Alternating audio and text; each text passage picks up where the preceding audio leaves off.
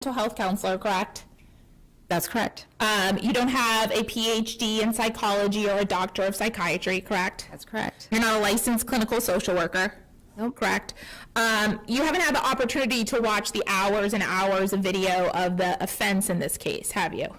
I have watched some of it on TV, but that's all I've watched. Okay, so your experience of this is someone who watched it on court TV? Yes, but I'm here really to share my experience, not an opinion on that. And when we talk about your experience in the publishing of it, you publish it in places like BuzzFeed, correct? And you just have to say yes or no. Yes. And did things like do op-eds, correct? Yes, that's part of what I did. Correct. An op-ed is where you write your opinion, correct? Yes. It's not something that's peer-reviewed or necessarily even fact-checked by... It is fact-checked, but... It's not peer-reviewed. It's not peer-reviewed, yes. It's your opinion. Yes, it is. I don't have any other questions. Yes.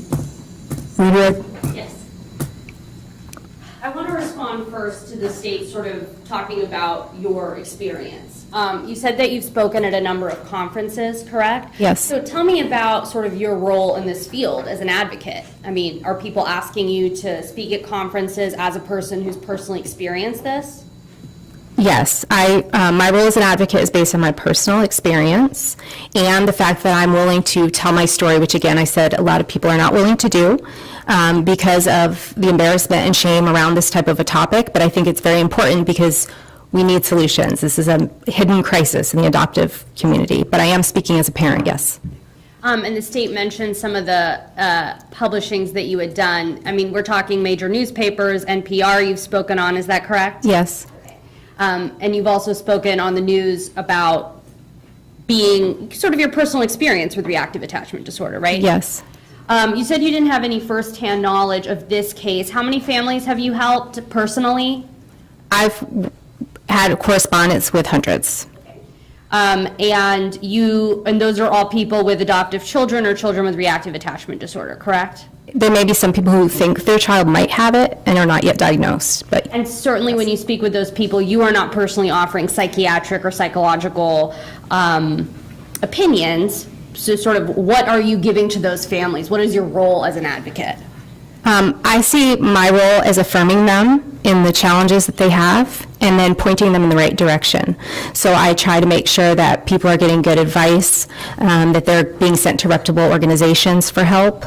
So I kind of see my role as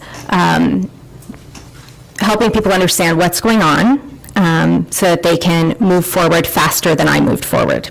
Because a lot of people just don't have that information. They want, I wanted to do better earlier, but I didn't have the information. And that's that's the gap I'm trying to fill. You said that you're trying to help people get good advice. Is there bad advice?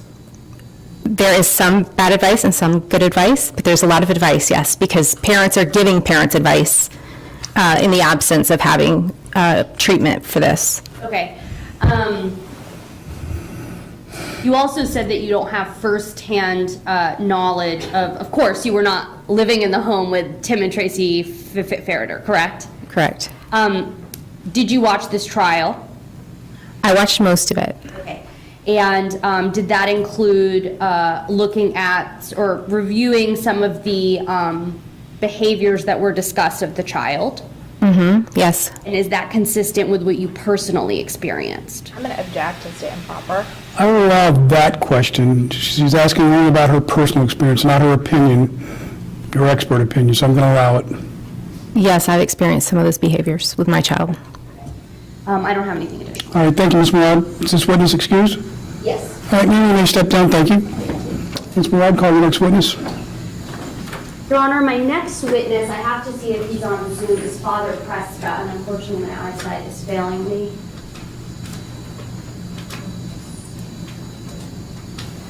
Is there anybody in the waiting room? Can't think. What's the last name? Presta.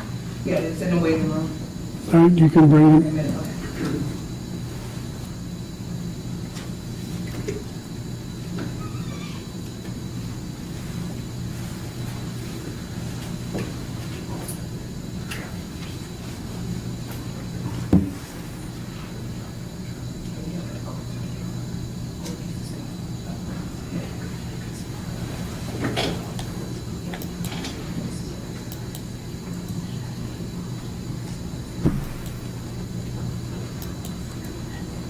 Is there any, Yes, sir.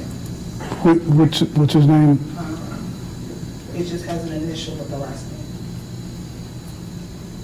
He's a priest, that's why I think that's Where do you see him? right there. Okay, all right. Yeah, he's one.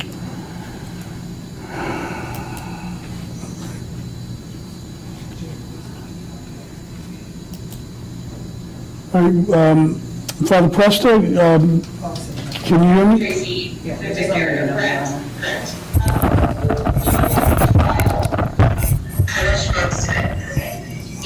Where's that feedback coming? Looking at reviewing All right, so you need to mute your background or something. yes, is that Father Presta, can you hear me?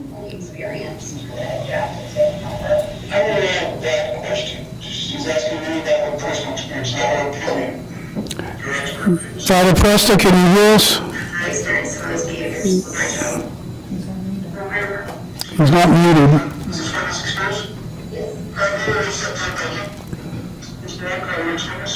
Your Honor, I can text him. Could I have just one moment? Text him, yeah. Doesn't look like he hears us.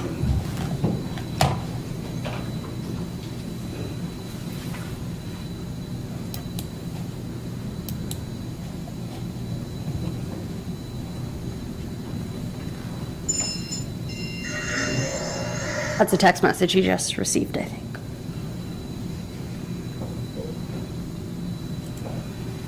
Father Presta, are you able to hear us?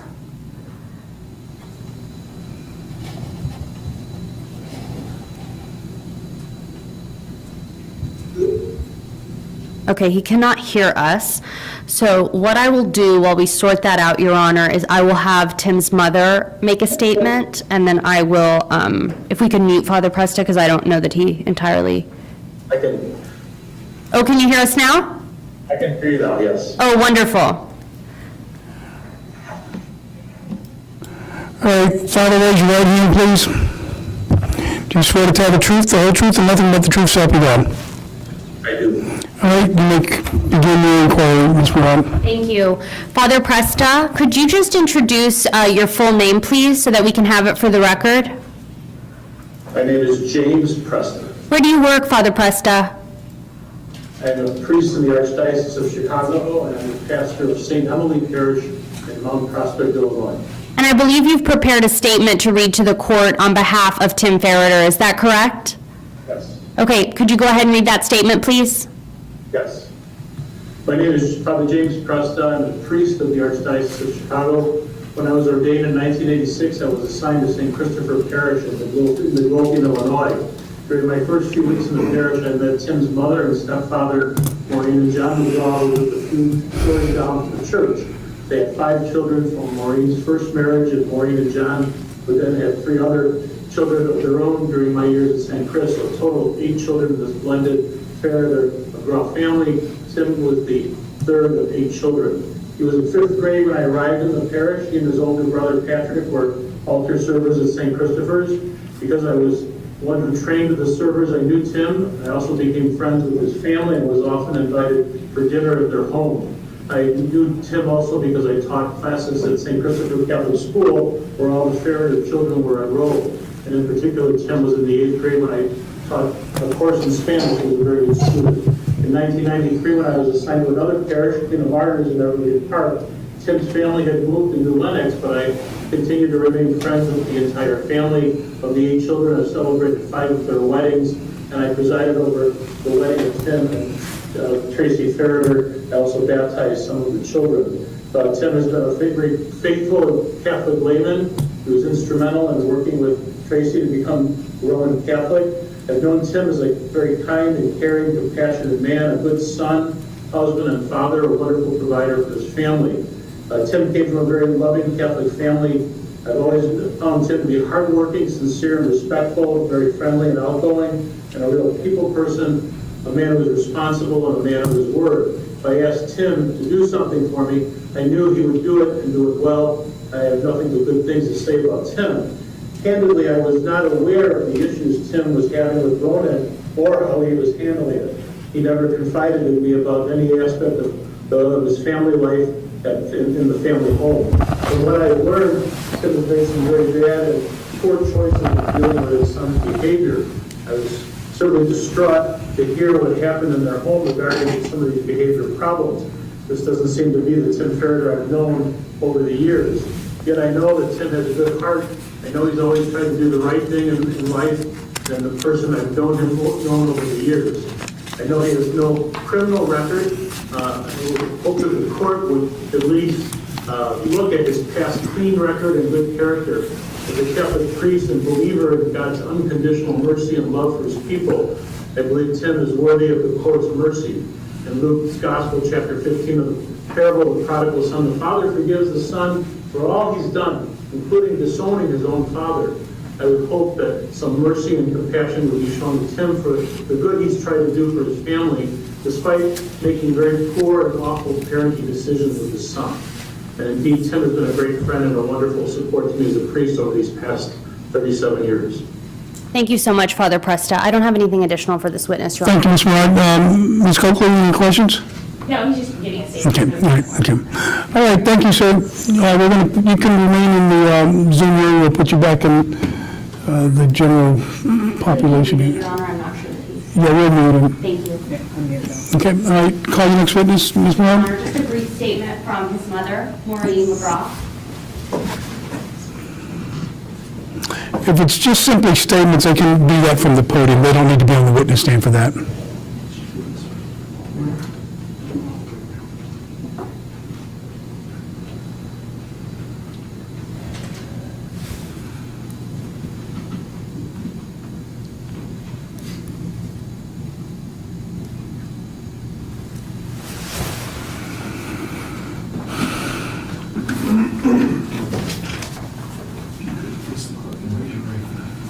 Do you swear or affirm that the evidence you're about to give will be the truth, the whole truth, and nothing but the truth? Oh, we got it.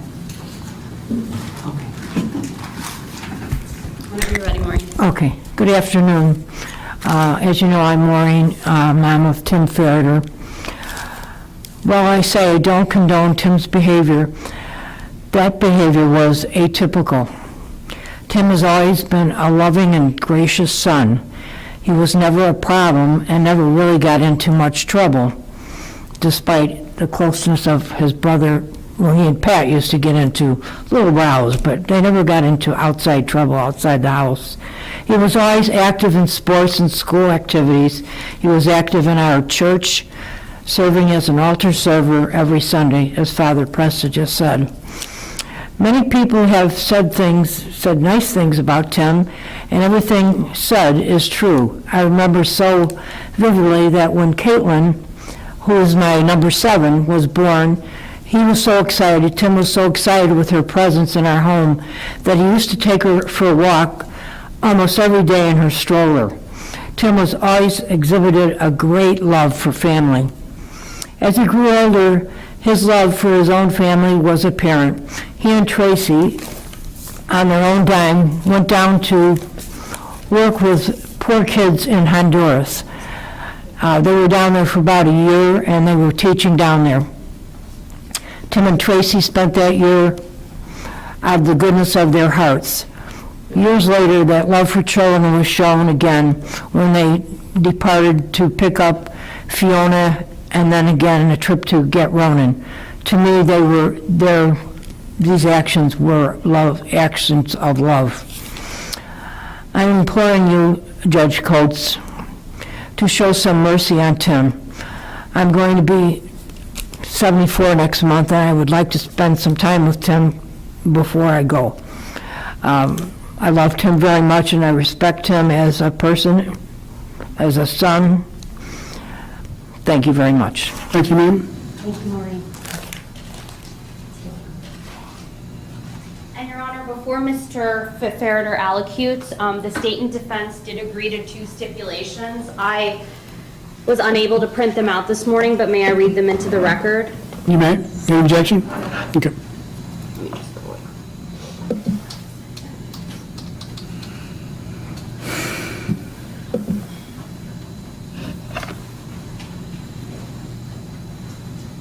Both the state and defense agree that the following facts are true for the purposes of this hearing, Your Honor. Mr. Ferriter no longer has parental rights to RF and PF. Mr. Ferriter has parental rights to NF and FF, however, they are in permanent outside placements. Secondly, there was a no contact order issued in 22 DP 62 between Mr. Ferriter and RF, NF, and FF. The no contact order permits contact only at the discretion of the children. All right, thank you, Ms. Morrow. Thank you. And with that, if Mr. Ferriter could speak, Your Honor, I can hold the mic.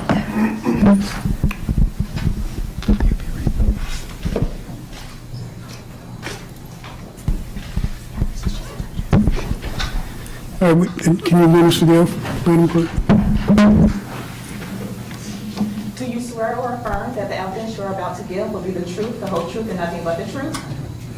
You may remain seated, Mr. Ferriter.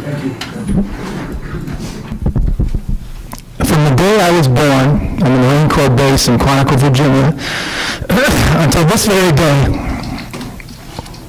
I have had many challenges, but many more blessings. I want to give thanks to God for everything. Domino non visite. I want to start out by recognizing that all my kids have been devastated by this entire situation, and I'm very sorry to them that they've had to go through this. Mama and I have lost all your kids, and all you have kids have lost your parents.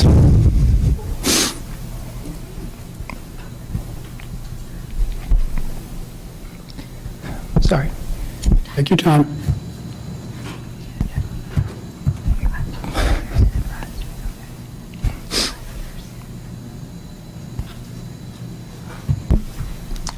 In my Catholic faith, we define love in the following way.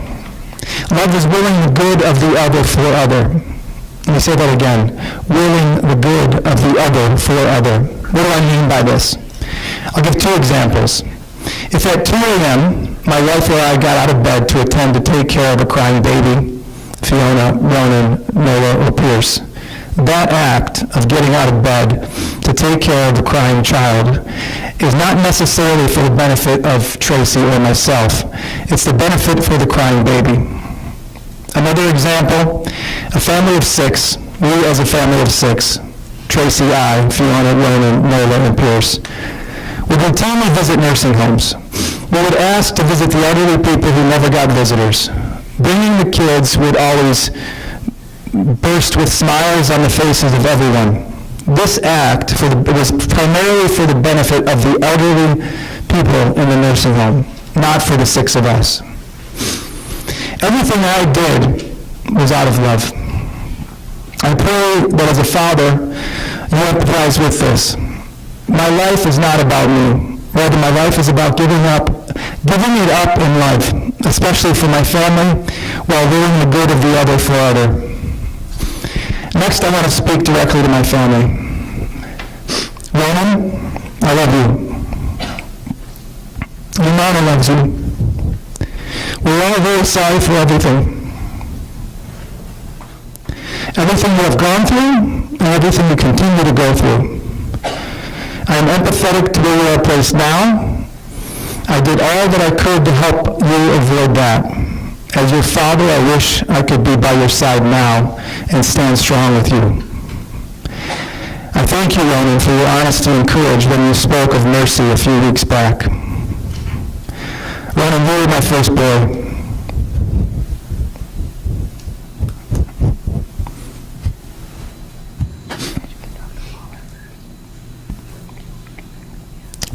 I miss our boys' time together, Ronan.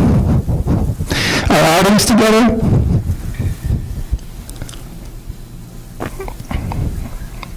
You're such a smart boy, young man on this all about your creative ideas you used to share with the whole family.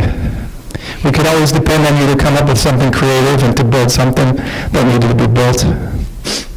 Ronan, keep up the curiosity and the desire for learning. I love you always, and please know that you'll always be my boy.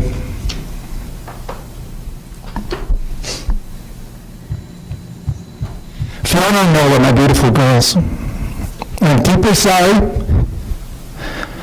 for all that you have had to endure. For almost the last 2 years, My job as your father is to protect you from what has happened to you since February 1st, 2022, and I have failed at that.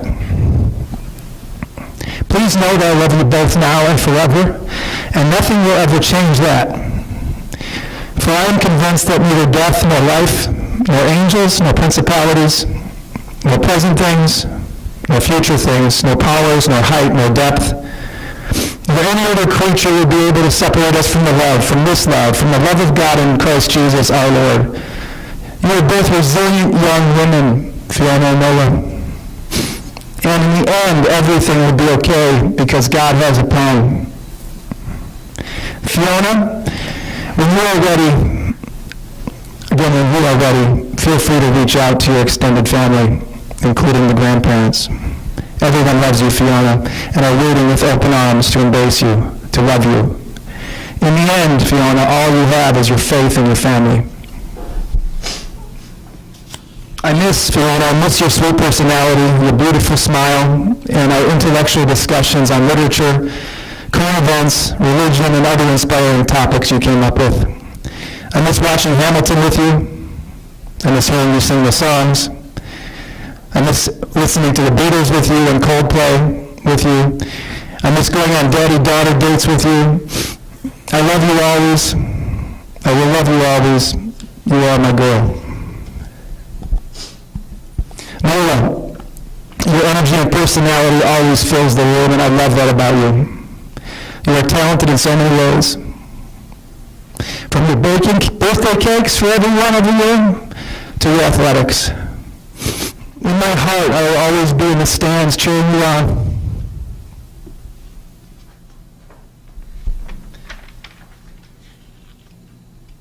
Please remember this, but I'll be in the stands all the way from now until you play for Notre Dame or Arizona. Keep the joy in your heart alive, Nola. Don't lose that caring nature. I miss playing catch with you. You always threw the ball so hard it hurt my hand.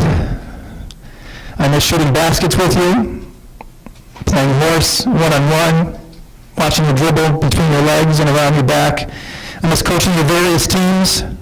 I miss coaching you and Fiona on basketball together. You brought many blessings to my life, and I'm grateful for that. Noah, your extended family, like I said to Fiona, including grandparents, love you and are waiting for you with open arms when you are ready.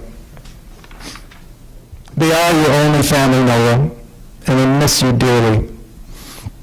I quote St. John McGraw when I say to my kids, have a great day. Ronan, Fiona, Noah, Pierce wouldn't remember it, but have a great day. Know that I will always love you, Nola. You are my girl. Pierce, my baby boy. I know you're very young and don't understand what is going on, but please know that I love you, and everything I did was for you. I quote you, Pierce, when I say, I miss you always. I love you always. Please know, Pierce, that I do miss you always. And I do love you always.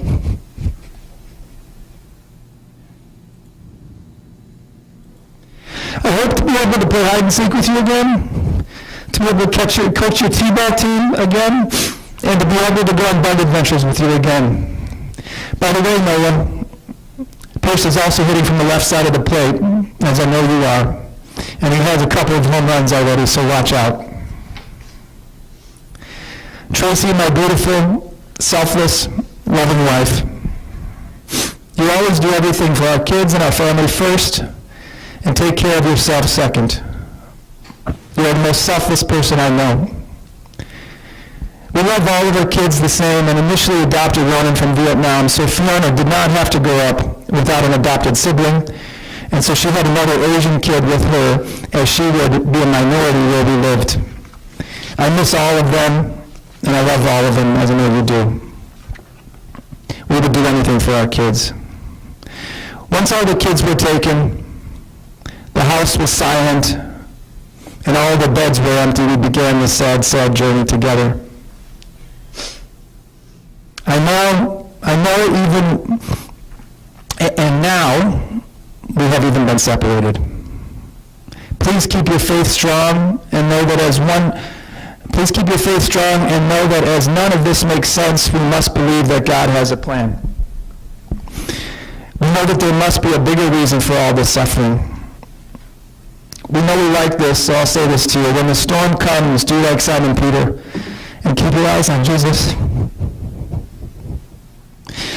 I will always love you, my beloved wife. Finally, I want to note that on the first days at the gun club jail, I've been jumped multiple times. I have had my head punched and beat until bleeding. I have been approached and threatened by multiple people that if I don't pay them on a weekly basis, I will face consequences. Also, everyone recognizes me in jail, which makes me a target every day for every new person that crosses my path. I understand the court has to make a tough decision at this point in any case, and I empathize with you and that grave responsibility that you have. I also plea of you, Judge Coates, to use your discretion to lean into mercy for my family and myself to make your decision. I ask that you allow me to serve my sentence outside the jail or prison, under house arrest, or a monitor, or under probation, so as to be able to support the ones I love and the ones that depend on me. Thank you for allowing me to speak. Thank you. Ms. Webb, any other witnesses? I don't have any additional evidence, Your Honor. For argument, I will reference additional letters and reports that were admitted into evidence and provided, but Relative to the downward departure or relative to the overall sentencing, or are you able to even separate them? I can do those together. Okay, all right. If that's all right with you. That's fine. Okay. Okay. So other than that, I don't have any additional evidence to admit at this time, and I'll save the rest for argument. Okay, all right, so, Ms. Copeland, state ready to So I just proceed. have one brief witness, and then I have some witness impact statements. Okay, Okay? The first witness, and I'm gonna say his name wrong, is Dylan The feud, I know I was gonna say it wrong. He's just on a limited issue related to the downward departure, Your Honor. And Your Honor, I would object. I don't believe this is a listed witness. And under 3.220, they have to list for hearings as well. They didn't list any of their witnesses. I did. there was Oh, I never, it was not served on the state. there was a, Ms. Muad, This, the court controls argument from up here. The court did receive a witness list from the defense, so, This is a very, limited issue, Your Honor, and I can tell you what it is. It's, as to the restitution, it's just, he's just gonna testify that the child has insurance. That's the only question I'm asking. response? I maintain my objection. All right, so what's the prejudice that the defense, well, first of all, do you agree with Ms. Murad's argument that under the rule of criminal procedures she cited for a sentencing hearing, the state is obligated to provide a witness list to them? I don't know that we are for this purpose, Your Honor. I certainly didn't. It's just as to their downward departure, what they provided to us on Monday. It's just to. I mean, I'll tell you, I almost never receive witness lists for sentencing hearings. And there can be victim impact statements that are completely unrelated to a witness list. All of her witnesses that gave impact statements, she's incorporating them into the record for evidentiary purposes, for the purpose of her downward departure. I haven't seen the list, but I don't know that she listed every person that's on, because those letters, some of the letters are anonymous All right. that she provided to the court. I don't think that there's any prejudice, Your Honor, at all. Final response, Ms. Murad, you want to make a rule? Rest on my argument. All right. I believe the rule requires. All right, so point out in the rule that it requires it in a sentencing hearing as opposed to trial. It says trial and hearing under 3.220 sub, I have to find the subsection, but I actually checked it prior to this because Okay, just read for me the provision of the rule that requires it in a sentencing hearing. Because like I say, I hardly ever get witness lists in sentencing hearings.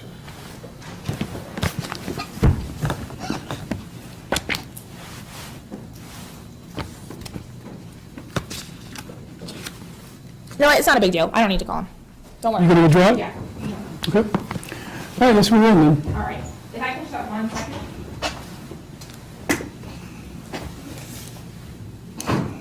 Your Honor, I'd like to have Ryan Berger give a victim impact statement. Okay.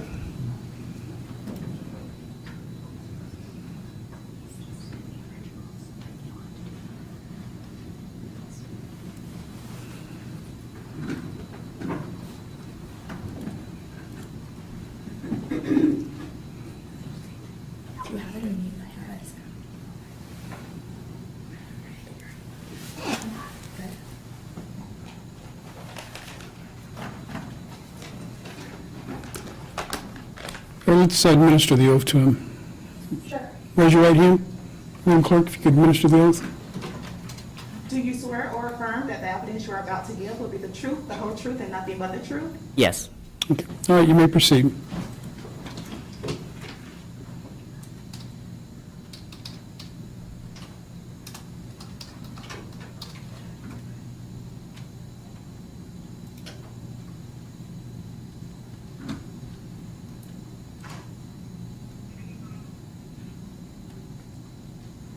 I came here today to see your face again. It might be the last. So let us make this right. Would it not be proper to say our last goodbyes? It looks like we hit a fork in the road, and it seems that I can only fit on the path on the right, but you were left with the left one. Some might wonder why I came to see you again. A lot of people do not like what you did to me. Why come back? Well, it's because behind this monster of madness, guilt, anger, and wrongdoing, I see a soft spot. I see what you truly are. I know that hiding in the darkness of fear and blame, there is true fatherly love. In the exact same spot, there's nurturing. I believe that it can still be activated. We just need to excavate the corrupted parts of your heart. Most people think that I am sensitive when it comes to talking about you. That is true and false. I do want to talk about you. That's because I still love you. And I'll always love you. Until the end of my days.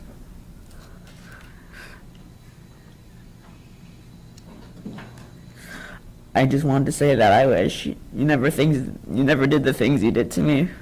And I think that it was just a long dream.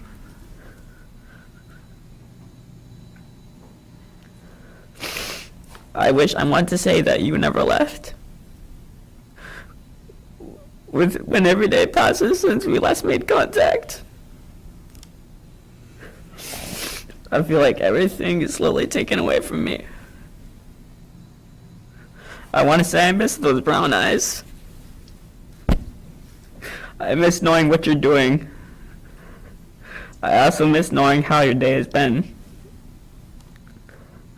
I keep on thinking about you, whether I'm in a good mood or not. When I said I was family, I was something I really meant. I just wish you the best.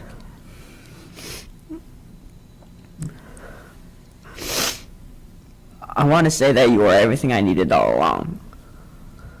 But Baba, I want you happy whether or not it's with me. I wanted to be with you, but it's something I wish I really meant. Right now you're facing heavy consequences, but I have something that I cannot change. My father was a good person who just made a really serious mistake. He was not a bad parent. He worked in the medical field when I was a young age.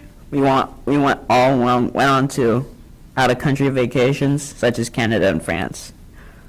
He had a lot of friends. He had a positive impact on those around him.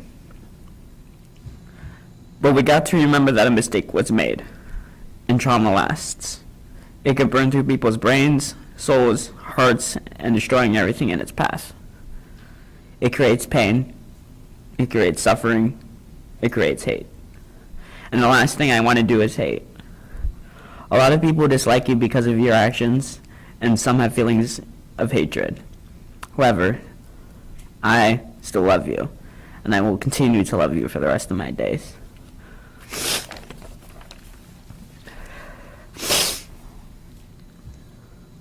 But how do I feel about you? I feel sad. I feel sympathy. I feel hope. But most importantly, I feel forgiveness. Other people may not think that, but I do. In that, I hope you can gather yourself and try to follow up on the consequences of your actions. Just remember that I'm still your son, no matter what, and always remember that I'm still a Ferriter. And Judge Coates, I wish you could sentence my beloved father, Tim, 6 months jail time, 5 years probation.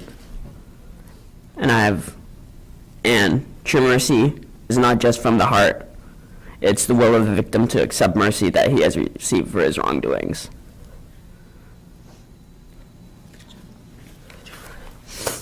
Thank you. Your Honor, next I have a victim impact statement from Dr. Waller, and she's on Zoom.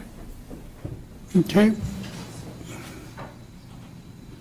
Honor, I never received this in advance as well, and will be objecting. This is not a listed witness. She's providing a victim impact statement, Your Honor. That's permissible. It's not. Objection's overruled. Where is she in Zoom here?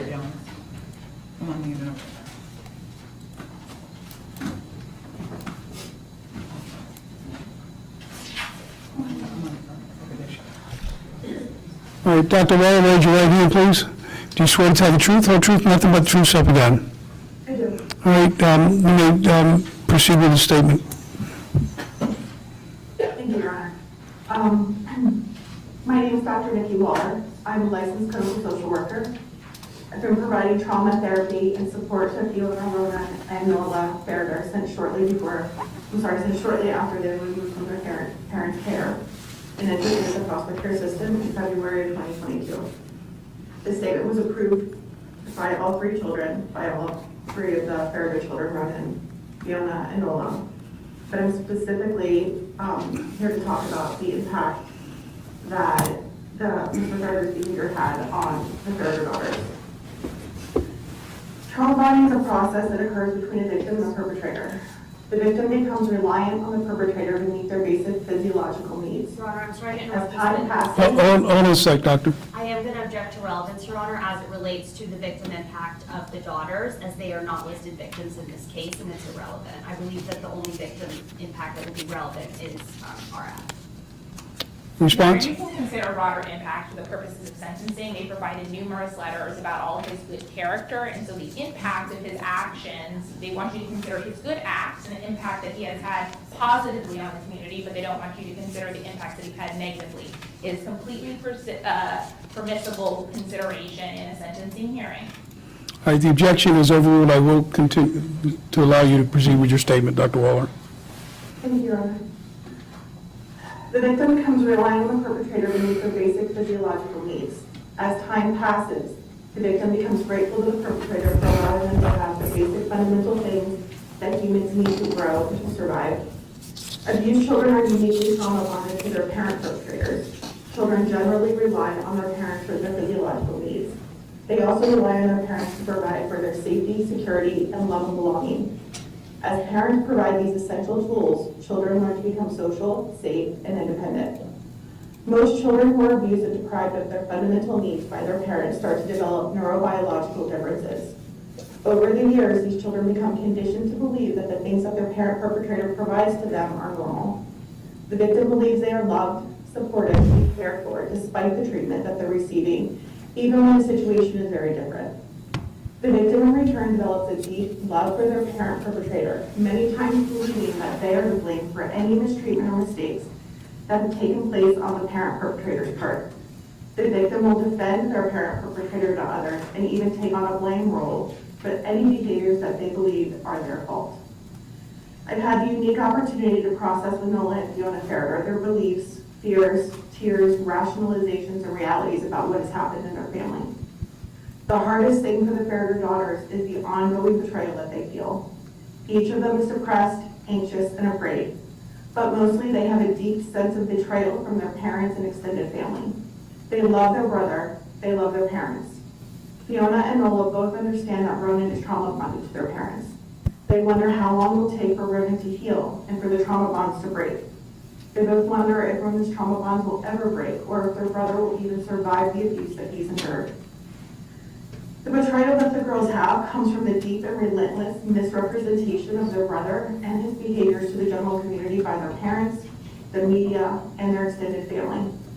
Over the past 8 years, the girls have watched their brother lose a sense of himself, his happiness, and his freedom.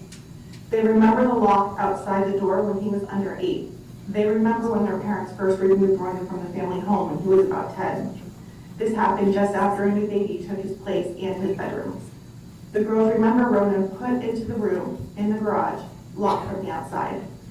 Fiona talks about remembering the locking, lights off, crying, lack of food, and no access to the bathroom night after night. She remembers her brother scream as she listened to her father beat him, and then she'd hear knocking. She slept in silence, terrified, wondering if her brother was still alive on the other side of that wall. Over the past 18 months, the girls have shared very different versions of how Ronan behaved in the family home, specifically about the incidents circulating within the general news media. The Ferriter girls tell stories of 3 happy siblings under the age of 5 or 6 playing together. The Ferriter girls remember the injuries that Ronan allegedly inflicted on others, occurring during playtime together, not because of the calculated vengefulness that one sibling had for the other, but because they were children playing too rough. The girls remember Ronan taking the door off the hinges of his locked bedroom when he was around 10 years old. This incident was right before his parents moved him into the garage. They remember that Ronan was so tiny when he was 10. They wondered how he was able to get the door off the hinges. The girls remember the door falling on their mother, who was on the other side of the door. They remember Ronan trying to get out of his room to use the bathroom. These are the sordid stories that their friends read online and then look at them and wonder about at school. The girls didn't understand what was happening to Ronan at first, but they developed their autonomy. As they developed their autonomy, they began to question why their parents treated their brother so differently. They began to wonder why they were all treated so differently. They began to wonder why they could live in a world, why they could live worldwide, live in a beautiful house on 10 acres with a pool and a golf pad, and go to private schools, but their brother didn't have a regular doctor or a therapist to help them. They began to understand that their brother was running away in an attempt to get out of a horrible situation that he was in. They began to become afraid of their father, citing his unpredictable behavior, and of their mother for not stopping it. Nolan and Fiona will tell you that Ronan is kind, gentle, and caring. Ronan was on the ring tape speaking to his father. Everyone heard it. While Ronan's father was angry, challenging his behaviors, threatening to lock an ankle monitor on him, and threatening to take him out of school to homeschool him further within his locked room, Ronan answered his father respectfully, demurely, and never once talked back. That's the brother the Ferriter daughters will tell you was present most of the time that they were together. For the girls, hearing that their father was parenting Ronan poorly and that it was Ronan's fault that he was locked in a room for hours upon hours is the most upsetting part for the Ferriter girls. The girls will tell you that their dad has a college degree and has traveled worldwide, helping others succeed. He has 3 children that he treats very differently. Nola was recently able to spend time with an uncle that she hadn't seen in years. This uncle physically resembled her father. The resemblance was so uncanny that it threw her back a little. She wasn't expecting anyone to look so much like her dad physically. She spent a few days with this uncle and his family. She learned that this uncle was very different than her father. He was kind, he was loving, he was attentive, he was personable, and he was gentle. When it was time for her to leave, she broke down into tears when she got into the car to return home. She was sobbing. Her question, how did my dad get it so wrong? Thank you, Your Honor. Thank you. And then I have 2 victim impact statements. Your Honor, the first is from Fiona Ferriter. Okay. Your Honor, may I ask Dr. Waller one question, please? I will permit it. Thank you. Dr. Waller, can you hear me? Yes. This is Priya Murad. How are you? Dr. Waller, your statement was specifically asked to the 2 girls, correct? From there, yes. Okay, and is that something that you wrote and that they approved? That's something that I wrote and all 3 children approved. Okay, and then you haven't, I believe in several months, if not a year, personally treated RF, is that correct? That is incorrect. I saw him Tuesday. Okay, and are you his treater, like, are you treating him right now, or did you just see him? No, I'm treating him. Okay, was there a gap in that at some point? You object to relevance, and it goes, there's privilege issues. I'll allow the question to be answered, but then I'm going to cut it off. You can answer the question as presented. Yes. Okay, and when was that gap? I'm just asking for time frame, no specifics. the gap in me personally treating him. Correct. From June of 2022 until, I'm gonna have to say, Your Honor, I don't have an exact time frame, but probably the last 2 to 3 months, he was re-engaged under home treatment. Okay, thank you so much, Dr. Waller. Thank you, Ms. Moran. Do you have any follow-up questions? All right. Thank you, Dr. Waller. All right. The first is from Fiona Ferriter, Your Honor. Where to begin? There is a lot I could say about this situation. My name is Fiona Ferriter. I am Ronan Ferriter's older sister and the eldest daughter of Timothy and Tracy Ferriter. I wanted to share the impact of my brother's abuse on him, my sister Nola, and my other brother Pierce. Consider what it is like to have lived in a house where you can hear the screams of your younger brother when he is not in his room. Screams of frustration, hurt, anger, fear, helplessness, and despair. Where you can hear your father yell profanities at him.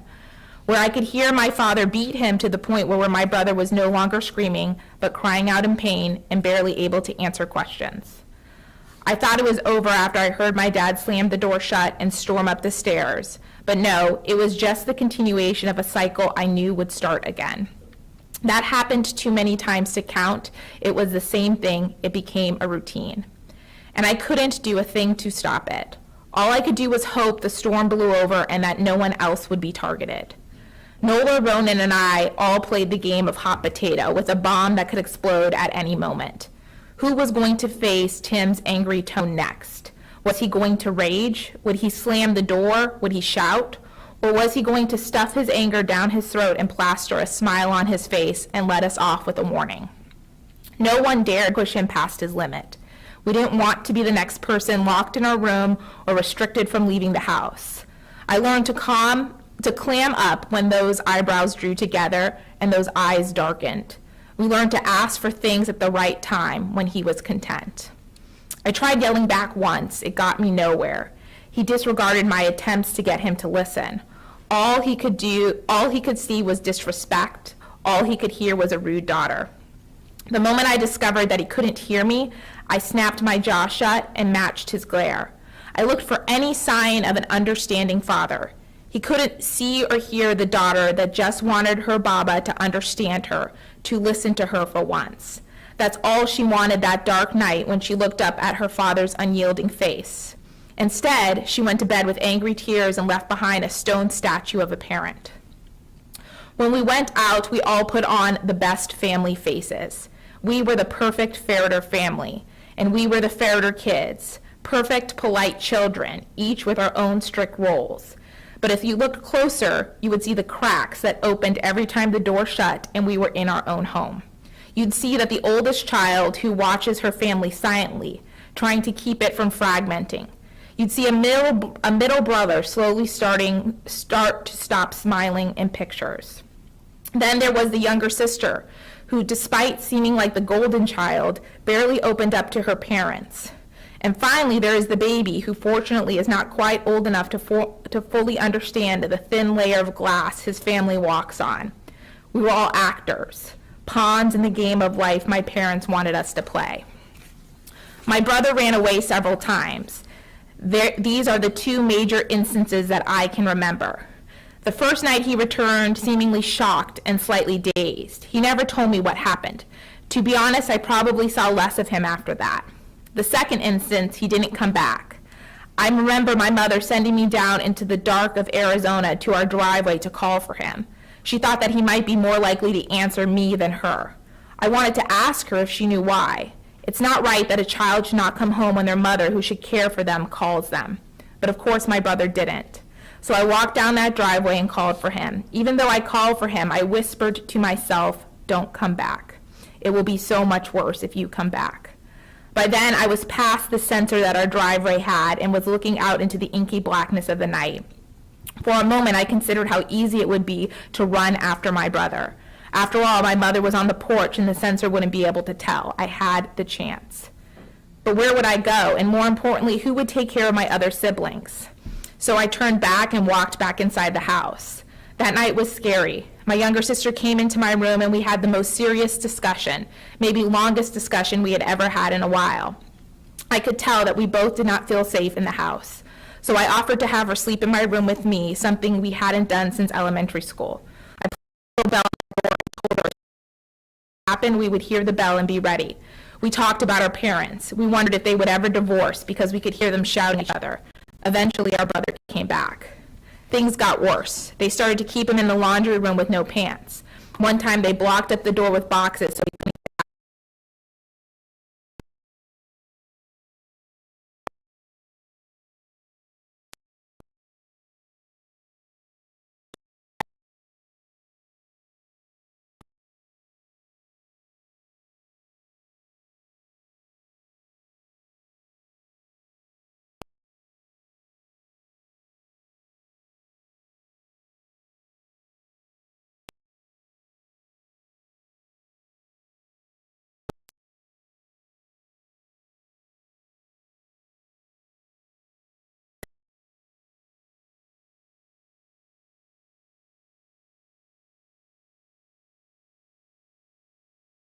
Other signs I should have noticed, but I didn't, and I could do nothing.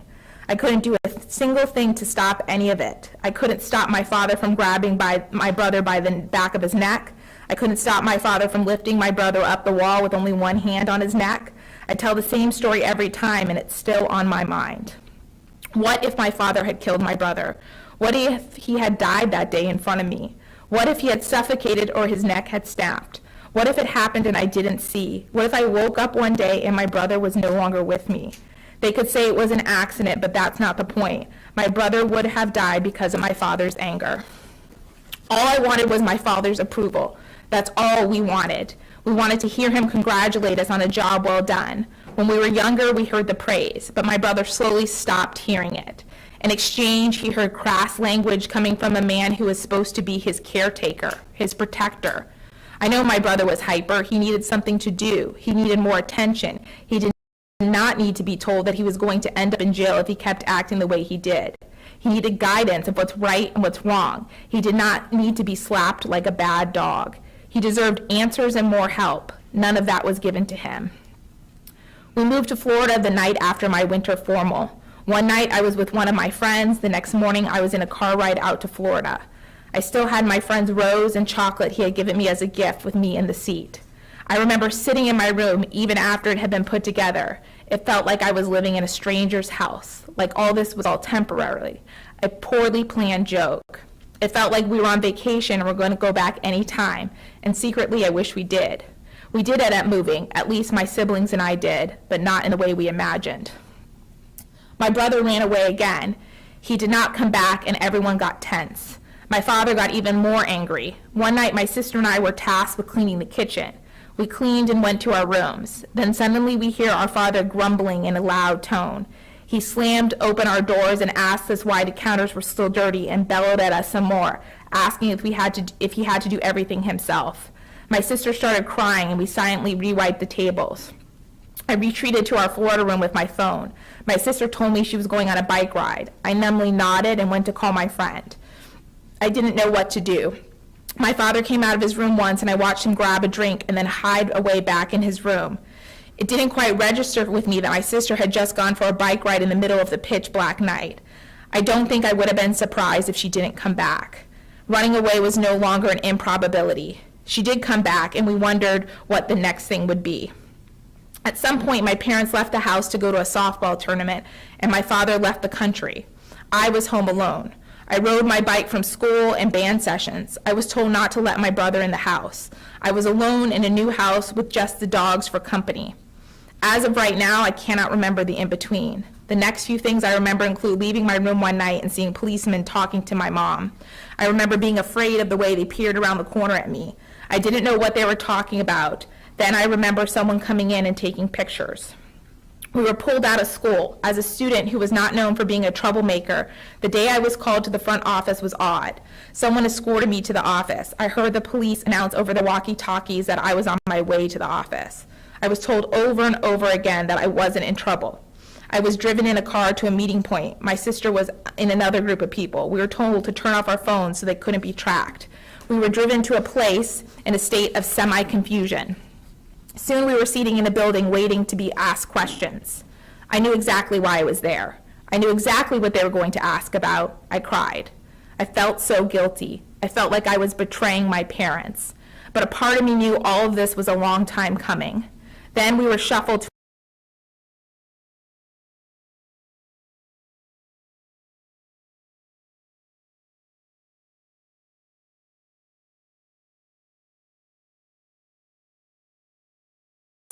but the foster parents, my sister and little brother, were going to be sent to, luckily allowed me to come. My other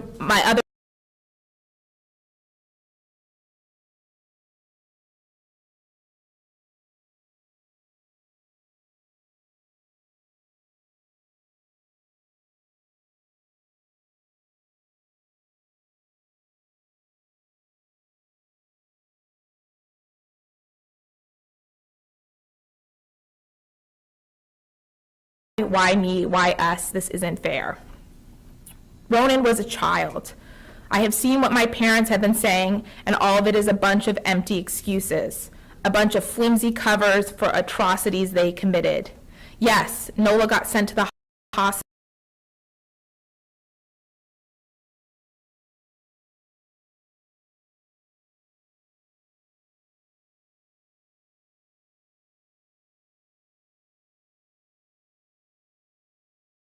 Mother would never hurt us intentionally. What was